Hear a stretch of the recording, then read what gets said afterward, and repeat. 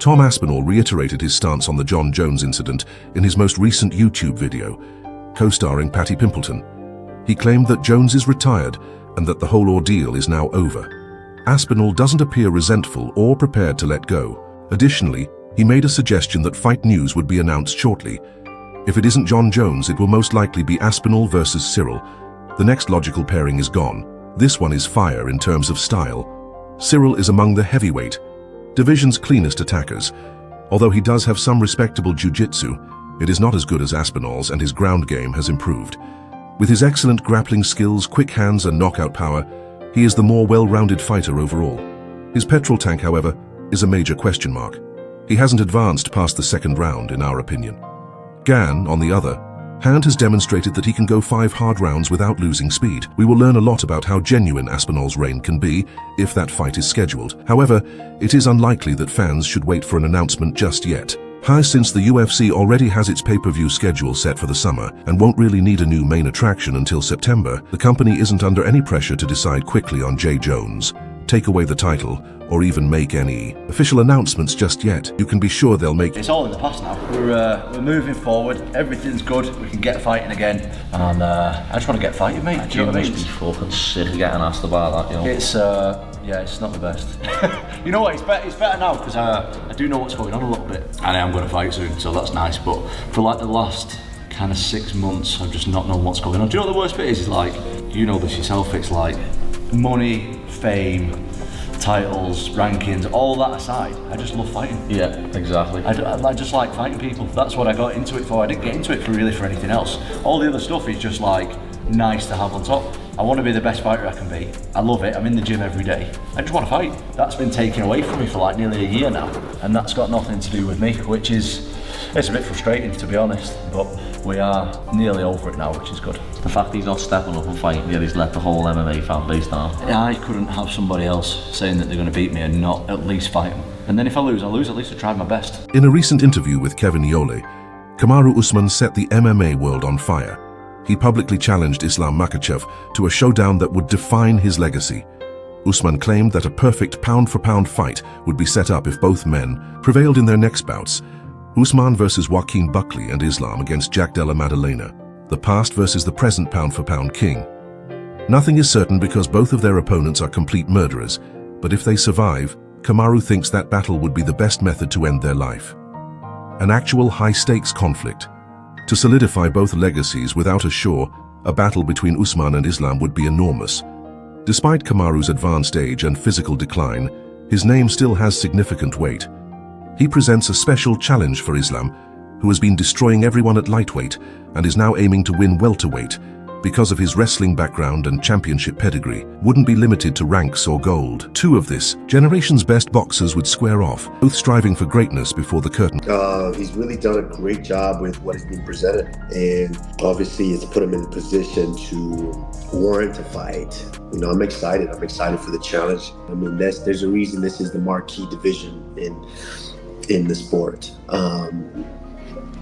Almost in all sport around this weight class, from that lightweight to the welterweight, is the marquee weight class for excitement. I love it. I love Islam coming up. I would say at one point I probably would have been a little annoyed with it, but I'm older and I'm wiser now. And then at the same time, I love Islam. Fast forward, I mean, current pound for pound versus former pound for pound, I think that's a blockbuster. That would be a great outing to go out there and get another blockbuster before I sail off. Magomed Ankalaev recently revealed some behind-the-scenes details of a grappling match between Alex Pereira and Khabib Nurmagomedov. Uncle talked to Russian MMA publication Ushatika while getting ready for his first title defense against Pereira. He revealed an incident involving Khabib and made some audacious remarks regarding the former champion. Because his comments must be translated back and forth, Ankalaev's low command of English typically makes him more reserved during interviews. As a result, his English language media appearances don't always reflect his true self. However, he exhibits a different side when he speaks to Russian media. He talks trash, jokes around, and interacts more freely. Uncle Aval called Pereira a chicken, threatened to eat him, and indicated that Pereira was doing all in his power to avoid the rematch in a recent interview with Ushatika. Since they are from the same area of Dagestan, Uncle has known Khabib for a long time. They have also trained together at various camps even though they are not on the same squad. And Calv responded when asked how Khabib would perform if he ever advanced to light heavyweight, particularly in light of the video that showed him outclassing Corey Anderson in a grappling match. Translation: yeah, I saw how he controlled Corey. It didn't surprise me. If he can draw people into his grappling universe, I believe he would succeed even at light heavyweight. Furthermore, I already know what happened with Pereira, so I don't need to make any assumptions about it. I've seen it firsthand. However, all I can say is that Alex Pereira is getting mauled when he is defeated by a skilled grappler. Finish the quote. He did not provide any other information on the unobserved sparring session between Khabib and Pereira, but he intensified his criticism of the former champion by stating that Khabib could defeat the Brazilian in a UFC bout if he so desired. Following his second defeat to Morave Dvalishvili at UFC 316, Sean Ali has spoken out. Shoga claimed that the Georgian felt entirely different from their first encounter, stronger, sharper, and more challenging to handle. He made his own corrections and admitted that Morave had obviously improved, being shut down by the same opponent. Twice is a difficult pill to take for a boxer whose reputation was built on big moments and knockouts. Additionally, Shugara's situation at bantamweight is currently becoming messy. He has already fallen twice to the current champion, and here's little chance that he will get another chance very soon, unless Morab miraculously loses the belt, which doesn't appear likely anytime soon. That title door is banged shut. What is Sean's next course of action? God damn it, we prepared the absolute best we could, but at the end of the day, I'm like, that Merab, I feel like was already a different Merab than we fought at the Sphere.